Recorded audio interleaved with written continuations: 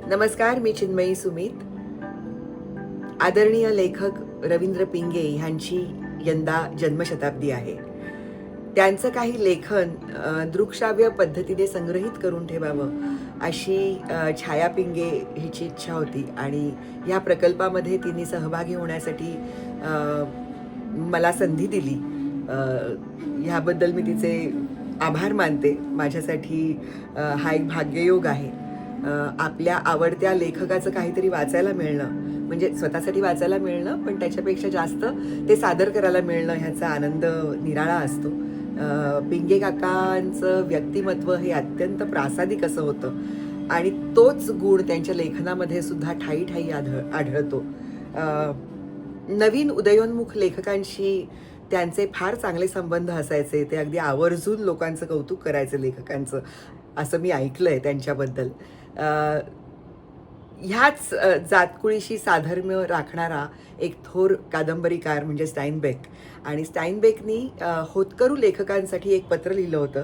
त्या पत्राचा अनुवाद पिंगे काकांनी केला आहे, जो अत्यंत सुंदर उतरला आहे. तोच अनुवाद मी तुम्हाला वाचून दाखवते. पिंगे काकांचं पुस्तक आहे काही चंदेरी काही सोनेरी, आणि ह्या पुस्तकामध्ये अवघ्या 2-2 पानांचे लेख आहेत. 2 पानं, 2.25 पानं एवढाच तो मजकूर आहे, पण त्याची व्याप्ती, त्याचा पैस आणि त्याची खोली इतकी गहिरी आहे की ती वाचताना तुम्ही त्याच्यामध्ये अगदी रंगून जाता. तर ह्या पत्राचा अनुवाद मी तुमच्यासाठी सादर करते. मला स्वतःला हे पत्र खूप आवडलं आहे, कारण मला असं वाटतं की नुसतं लेखकांसाठीच नाही तर सर्वच कलाकारांना मिळेल असा एक उपदेश या पत्रामध्ये आहे. स्टाईनबेकचं उमेदवार लेखकांना पत्र. लेखकाच्या भाळी कुठले अटळ भोग लिहिलेले असतात त्याचं साक्षात उदाहरण म्हणजे नोबेल पुरस्कार विजेता अमेरिकन कादंबरीकार जॉन स्टाईनबेक, ज्यांचा जन्म झाला 1902 साली आणि 1968 साली त्यांचा मृत्यू झाला. घरची गरिबी आणि विद्येत गती नाही, ह्यामुळे त्याला गवंडी, रंगारी, शेतमजूर, औषध विक्रेता, खानावळीचा व्यवस्थापक, वार्ताहर असे अनेक फुटकळ व्यवसाय करावे लागले. लेखक म्हणून लौकिक संपादनाचा त्यानं चंगच बांधला होता. फार खडतर उमेदवारी त्यानं केली. गावाच्या पंचक्रोशीतील कंगाल माणसं आणि विपरीत परिस्थितीशी टक्कर देताना त्यांनी न सोडलेलं धैर्य हे त्याच्या लेखनाचे विषय. माणसांच्या मनाला असलेला चांगुलपणाचा ध्यास आणि त्याच्या हृदयातील दयेची, श्रद्धेची ज्योत ह्याचं त्यानं 30 वर्ष चित्रण केलं. दुसऱ्या महायुद्धात तसंच व्हिएतनामच्या युद्धात सुद्धा तो युद्ध वार्ताहर म्हणून रणभूमीवर जिद्दीनं वावरला होता. त्यानं एकूण 37 ललित आणि ललितेतर पुस्तकं लिहिली. राष्ट्रीय मंदीच्या गारठ्यात भूमिहीन शेतमजुरांचे किती हाल झाले, निर्वासितांचं जीणं ते कसं जगले, ह्याचं उत्कट चित्र त्यांनी आपल्या ग्रेप्स ऑफ राथ या कादंबरीत चितारलेलं आहे. ह्या कादंबरीतलं उद्ध्वस्त जीवनचित्रण आणि एकूणच त्याची प्रदीर्घ साहित्य सेवा ह्याची बेरीज होऊन 1962 साली म्हणजे वयाच्या 60व्या वर्षी स्टाईनबेकला नोबेल पुरस्काराने सन्मानित करण्यात आलं. अनेक होतकरू लेखक त्याच्याकडे लेखनविषयक सल्ला मागू लागले. म्हणून 1963 साली स्टाईनबेकनं दुनियेतल्या समस्त होतकरू लेखकांसाठी एक जाहीर पत्र लिहिलं. तो केवळ कोरडा उपदेश नाही, आणखी काहीतरी आहे.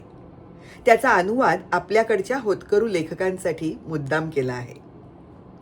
प्रिय लेखक महोदय, स्टॅनफर्ड विद्यापीठाच्या लेखन विद्येचे धडे देणाऱ्या वर्गात मी नाव नोंदवलं होतं.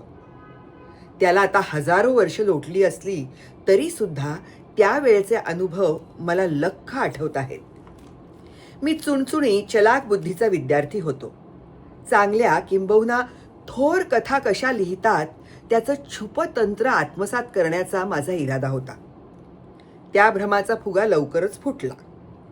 आम्हाला सांगण्यात आलं की चांगली कथा लिहिण्याचा मार्ग फक्त एकच आहे, आणि तो म्हणजे चांगली कथा प्रत्यक्ष लिहिणं.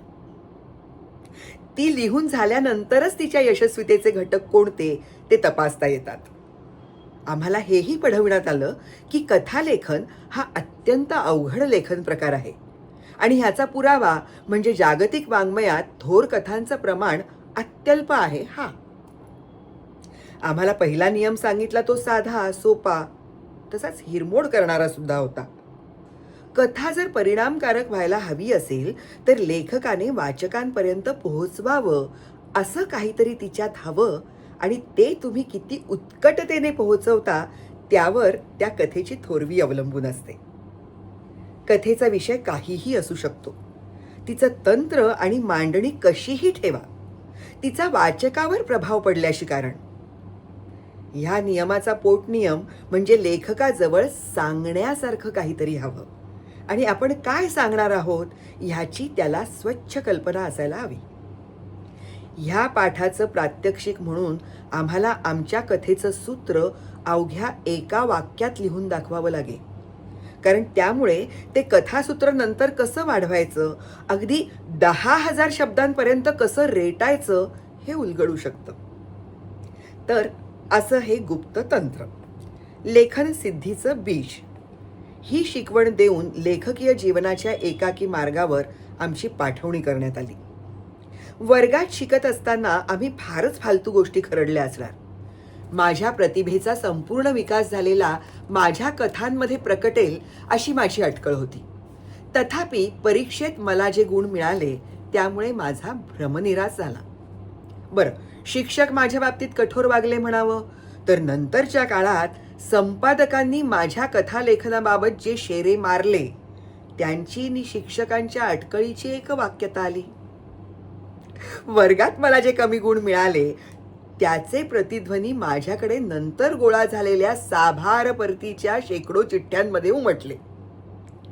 माझ्या बाबतीत हे न्याय घडत नाहीये अशी माझी भावना झाली. चांगली कथा वाचण्यात मी दंग व्हायचो. इतकंच नव्हे तर तिचं विणकाम कसं केलेलं आहे हेही मला उलगडायचं. मग मी स्वतःच तशी कथा का बरं लिहून दाखवली नाही?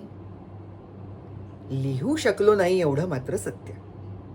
असंही असेल की एकाच गुणवत्तेच्या 2 कथा शेजारी शेजारी शोभून दिसत नसतील. त्यानंतर वर्षोनवर्ष मी भरपूर कथालेखन केलं, तरी सुद्धा गुणी कथा कशी लिहायची हे मी सांगू शकणार नाही. मी कथा लिहून मोकळा होतो, तिचं मूल्यमापन वगैरे पुढचं पुढे. चांगली कथा लिहिणं ही एक जादू आहे. तिचं इंगित मात्र एक माणूस दुसऱ्या माणसाला समजावून देऊ शकणार नाही. वाचकाला काहीतरी महत्वाचं सांगितलंच पाहिजे अशी निकड लेखकाला लागणं ह्यातच लेखनसिद्धीचं बीज आहे. लेखकाला अशी आच असेल तर लेखनाची दिशा त्याला बहुतेक सापडेल. हमी मात्र देता येणार नाही. चांगली कथा चांगली कशामुळे वाटते ते न्याहाळा, आणि वाईट कथा कुठल्या दोषांमुळे बिघडली त्याचा मागोवा घ्या. जी परिणाम शून्य ती खराब कथा. कागदावर उतरलेल्या कथेचं मूल्यमापन करणं फारचं अवघड नसतं. तथापि इतकी वर्ष लोटली तरी अजूनही नव्या कथेचा आरंभ लिहिताना मला दरदरून घाम फुटतोच.